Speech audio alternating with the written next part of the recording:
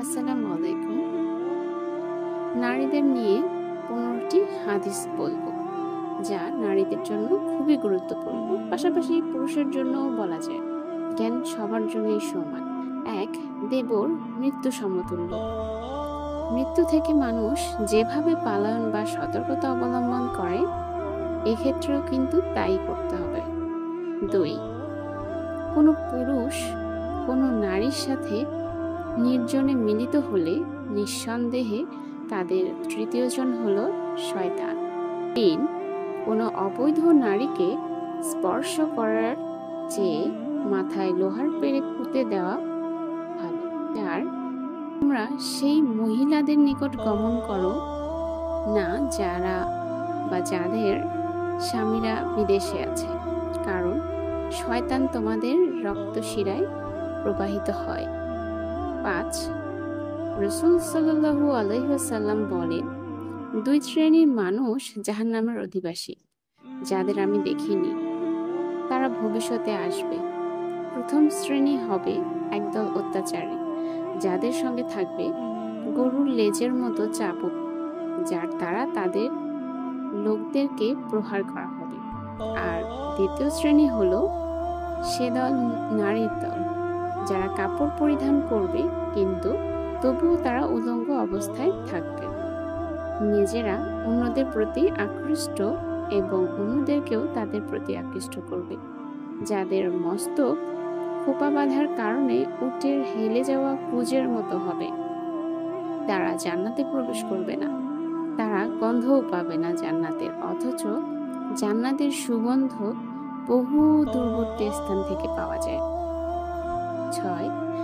রাসূল সাল্লাল্লাহু আলাইহি ওয়াসাল্লাম মসজিদের বাহিরে দেখতে পান যে নারীরা রাস্তায় পুরুষের সাথে মিশে গেছে।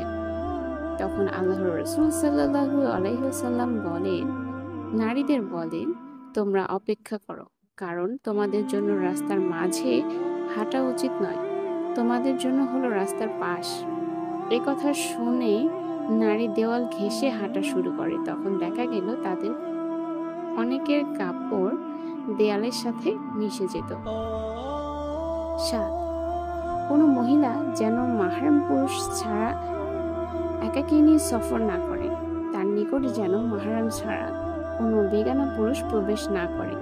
এই কথা শুনে এক ব্যক্তি জিজ্ঞাসা করলেন, হে রাসূল সাল্লাল্লাহু আলাইহি ওয়াসাল্লাম, আমি অমুক অমুক যুদ্ধে অংশগ্রহণ করার জন্য সৈন্যদলের নাম লিখিয়েছি, অথচ আমার স্ত্রী হজের উদ্দেশ্যে রওনা দিয়েছেন, এখন আমি কি করব? রাসূল সাল্লাল্লাহু আলাইহি ওয়াসাল্লাম তাকে উত্তর দিলেন, তুমি তার সাথে বের হয়ে যাও। 8. নারী গোপন জিনিস, সুতরাং যখন সে বাড়ি থেকে বের হয়, তখন শয়তান তাকে পুরুষের দৃষ্টিতে রমণীয় করে দেখায়। 9.